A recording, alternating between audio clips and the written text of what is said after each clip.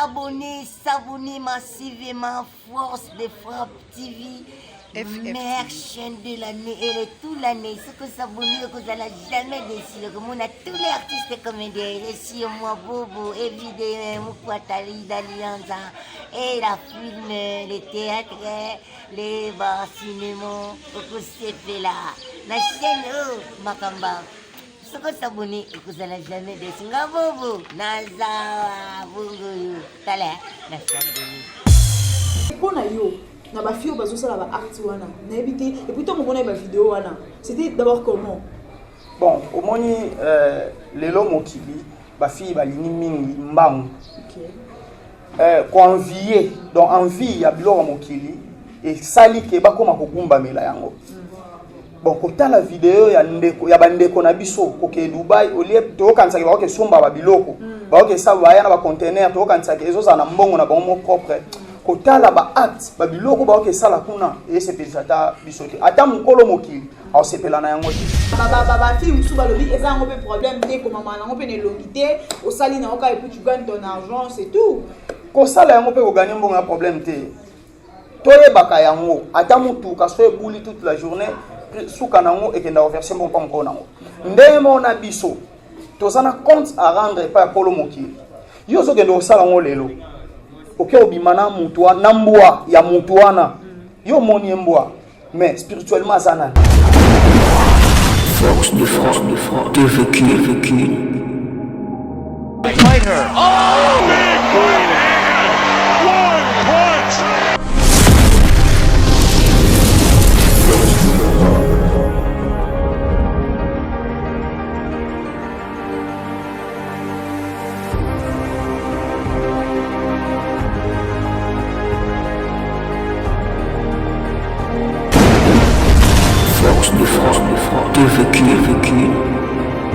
Et voilà, très heureuse de vous retrouver encore, fidèles téléspectateurs de Fondation Solange Étoile TV. Bonjour, bonsoir, beauté. Cela dépendra de l'heure à laquelle vous allez recevoir cette belle vidéo. Ndebogoyamba salutation divine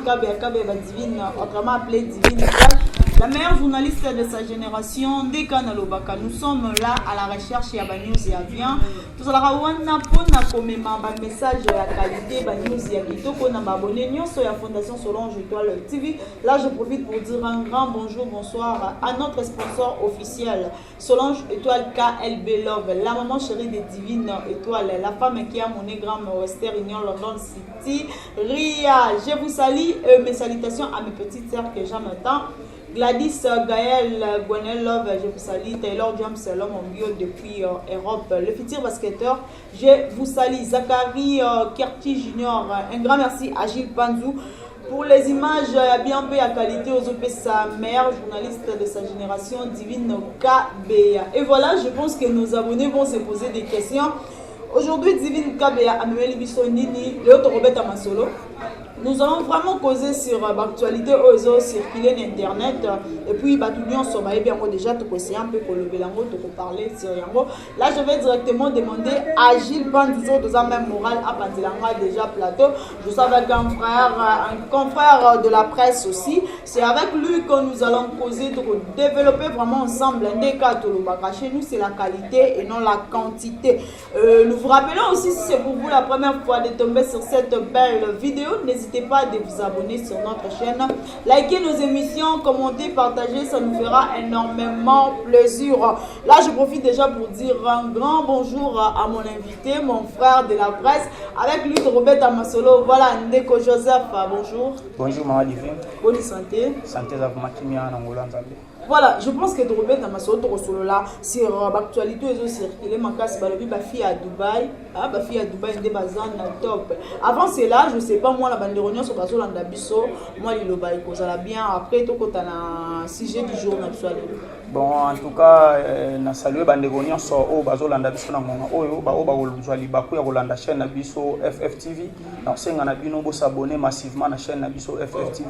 En tout cas le lisola lelo eza lisolo mo il faut to fongola on peut na to sola parce que mambo ko mo ebele na mboka na biso o ya malamu te. Donc na sengi na bino bo s'abonner mingi na FFTV. Voilà, merci beaucoup Ndeko Joseph. Mais pour tout bétonnement masolo, tout sola vraiment parce que le autre sola et ça analyse mon retour au sein à la abonné sur Fondation Solange Étoile TV. Pour hésiter à au commentaire na bino là je vois béni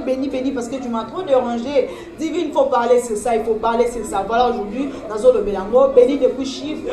un ami de longue date depuis l'école primaire, je vous salue, béni Poya, je vous salue. Voilà Ndeko Joseph, tout le monde ba fille ba komi pesa na ba fertilité, hein, ba fille ba komi ko coucher na ba mboa, ba fille ba zo coucher na ba niaou, ba fille ba zo sala vraiment buzo ba oh vraiment et c'est pas si ba kamilete ya ngwala nga divine kabe na c'est là qui vraiment le lot tous ana na plateau na biso ya émission savoir plus tout le bela vraiment yango na éviter pona yo na ba fille ba zo sala ba art wana na éviter et puis to mo mona ba vidéo wana c'était d'abord comment bon au moni lelo mokili ba fille ba lini mingi mbangu convier donc envie ya biloko mokili et sali ke ba koma kokumba mela yango bon kota la vidéo ya ndeko ya bandeko na biso koke Dubai olie to kanisa ke ba ke somba ba biloko ba ke sa ba ya na ba container to kanisa ke ezoza na mbongo na bango propre kota la ba acte ba biloko ba ke sala kuna et c'est peut-être biso te ata mukolo mokili au sepela na yango te parce que mutu jamais ko koma esclave ya mbongo tina niveau ke bakoma ko bokoma ko sala eloko oyo ata nyama kwa sala ngwaza na pasi ko sala bazwa yo en tant que mwana mwasi likolo ya mbongo po osomba biloko bakabelo to mona a na Congo patron to patronne to mona yo okoma okende ko sala eloko mo ke basumbela ona munoko eza pena kitoko te ata mukolo mokilo sepela na yango te loko ana donc tant ngana otala biloko ana nyonso par musuto ko pesa mon responsabilité na gouvernement na biso. Oh, gouvernement c'est oui, condamné sous gouvernement. Gouvernement t'atindi ba ngba na Dubai ba sa ba par musuto ko pesa na gouvernement na biso parce que zanini au moins na moment autozali diable a dit très bien que Congo to bato Congo ba na passe alors faut to profiter na faiblesse wana donc au moins que ba maman na biso ba okende kuna bazo zala séduite facilement à partir à biloko wana donc azotala ki ah so na buki biloko ana sombi boye na sali boye na sombi boye na yebike kuna na obima danger mais eloko ba obosana ke tango yo sala eloko wana ozobosana ke ozotikala na semence mo ya mabe na kati na yo ozomama divine donc il faut ba maman na biso na ba revenir nanu ba tala na mokolo mokili alobini na makomina est-ce ko se livrer esclave mbongo eza malamu donc yangwana pona mais ba fille musu ba lobi eza ngo pe problème te ko mama na ngo pe ne longité au sali na oka et puis tu gagnes ton argent c'est tout ko sala yango pe ko gagner mbongo ya problème te toye baka yango ata mutu ka so ebuli toute la journée suka nango et kenda verser mbongo pa mko nango ndemo na biso tozana compte à rendre pa polo mokili yo so kendo sala ngo lelo oke obimana mutu na mbwa ya mutu wana yo moni mbwa mais spirituellement azana yo so kendo sala ngo lelo ozo kende basumbela ona munoko bo eskizenga le terme hein basumbela ona munoko okoya pe na ndaku na yo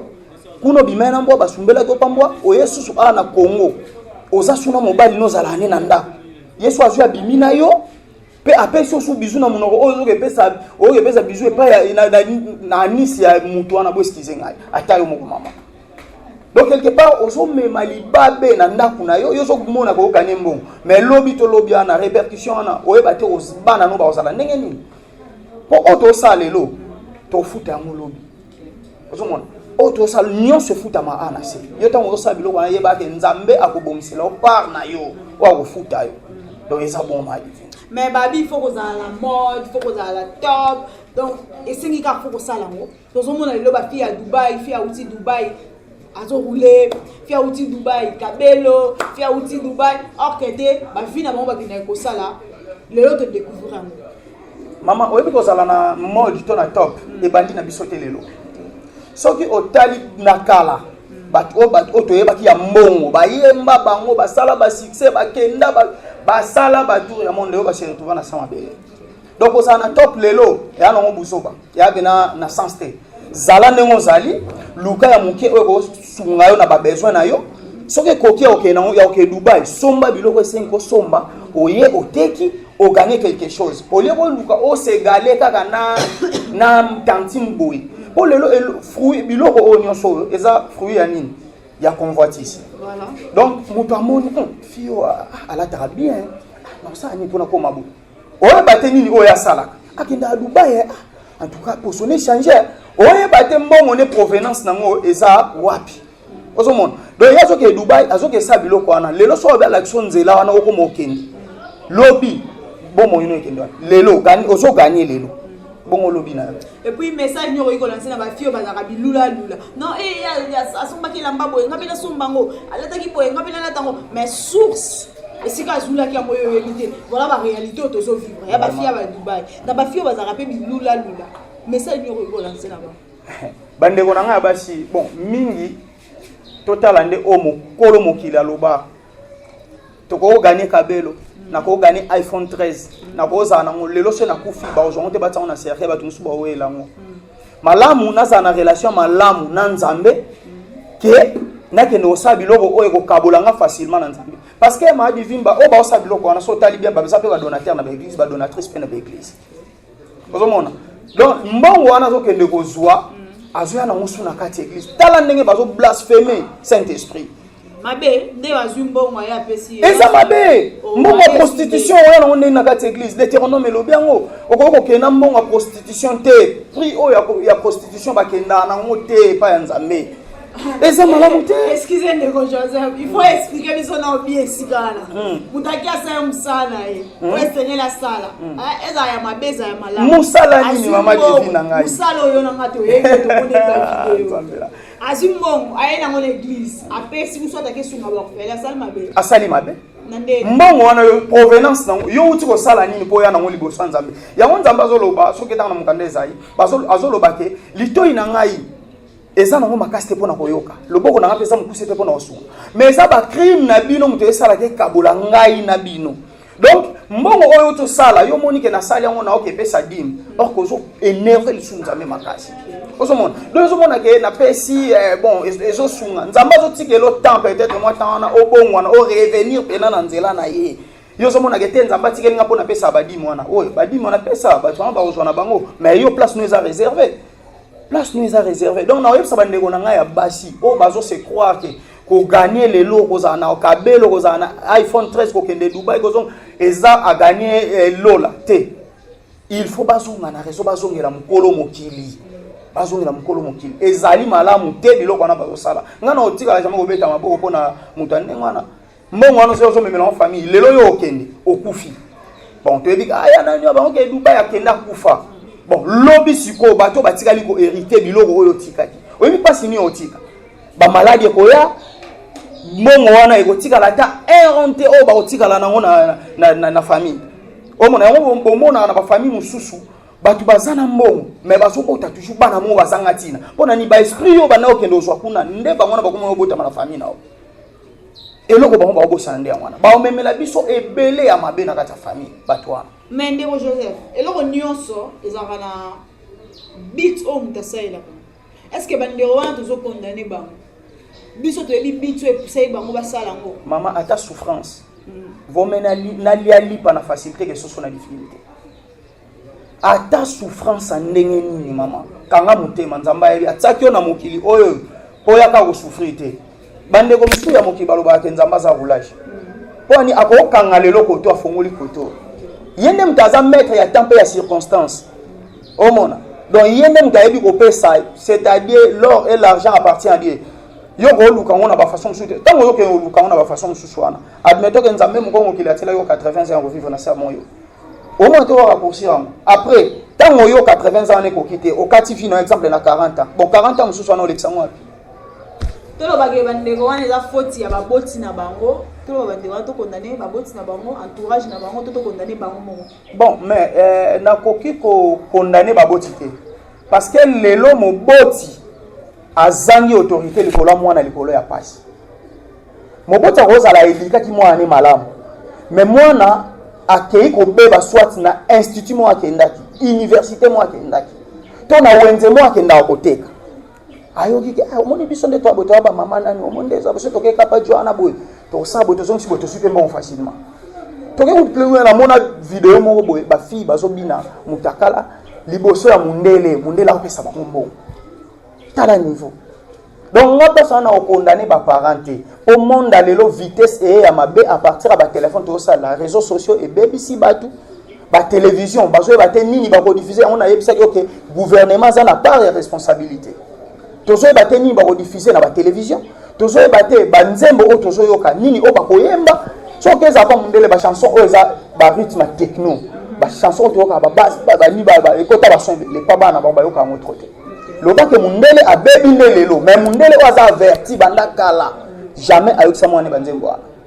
lelo biso na Congo eza commission de censure et ça la raso elo côté donc moi na zo ko tsanyonso azo éducation du fils azo éducation église kuna na parler siko ao bebela mingi na kati ya société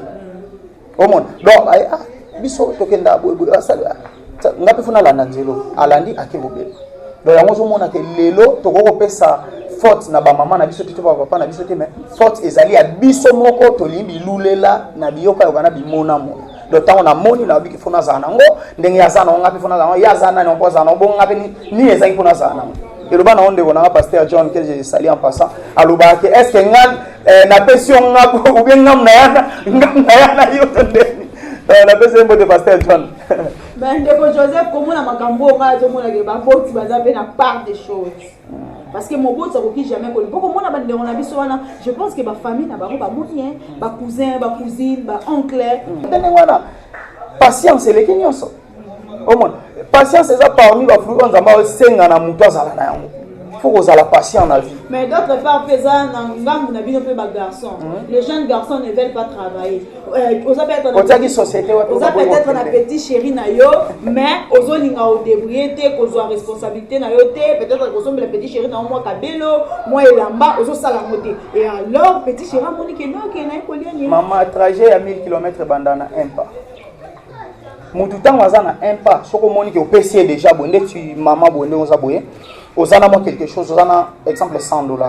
obité na pesa no tonton oyo abandana oteka asombata ballon na ya ba catch network donc moi c'est pesa mbali ngo mais yo moni ke ya zana eloko te mais c'est pe na au lieu que ke kota na nzela OK kota na nzela ko bando yela ya ba problème sunga ende mais il y a aussi des garçons dans la bango d'accord moi j'ai vécu cela na mona déjà fille Tantine vraiment ça mobile na mais mobile na permettra ya di manière que na badila mususu et puis elle a embo wana za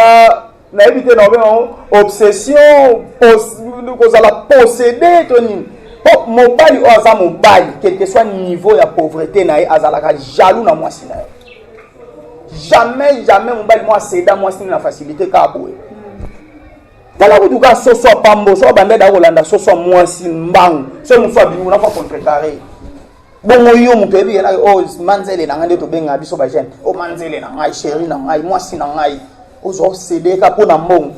est-ce que mo mabo bakata ti ezala Abraham tango akenda na Égypte tango ba nani Pharaon azotuna ke aza nani a présenter Sarah comme sœur na étant ba koti tango Pharaon akomi ko remarquer que akomi ko beta mais pas nzambe pona mwasi na ba présenter ke ba bombaki Pharaon bengana ke Abraham na mwasi na ye osomona donc on eza buzo ba moto ko sala yango te nga mwana mobali nyonso azalaka jaloux pona mwasi na ezala yo mama lelo nalobaka lelo yo na bi bon ma divini yo za mais na zui pe tantine moko na pa pesa nga mona opesa o trouvons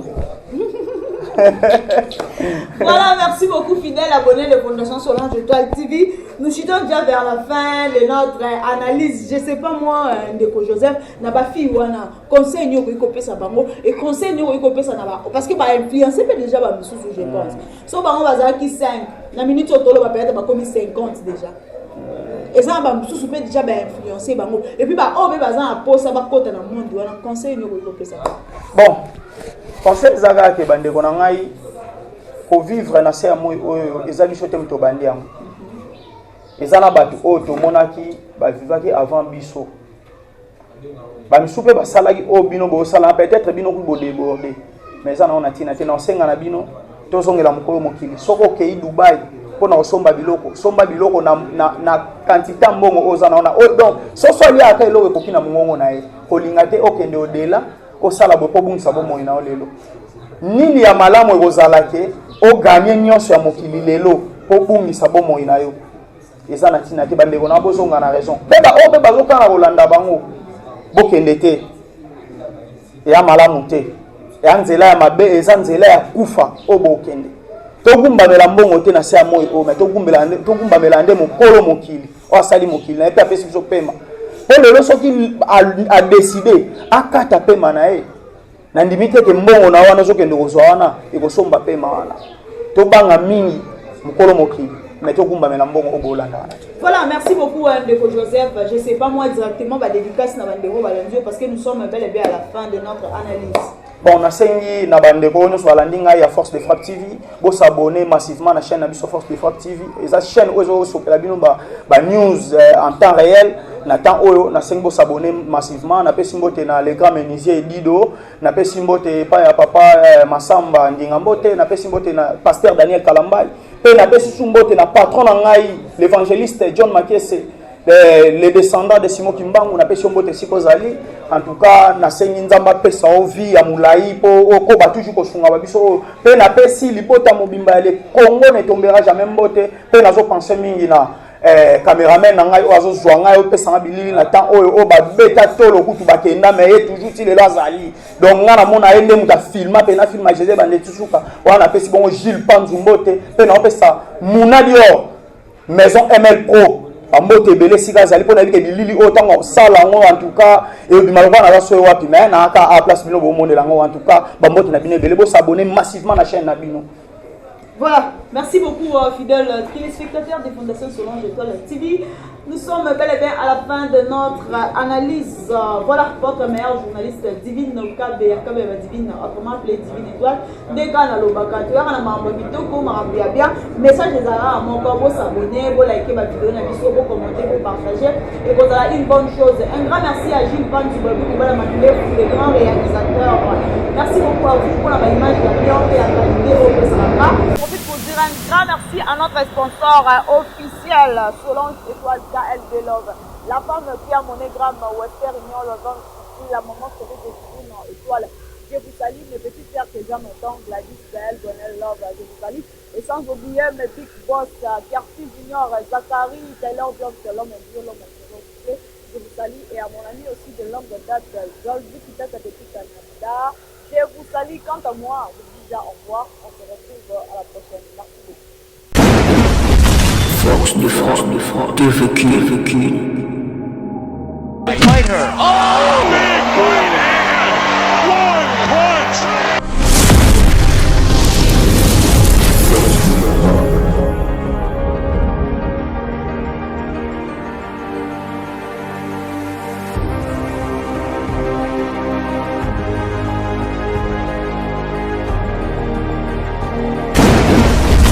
Force de frappe, vécu.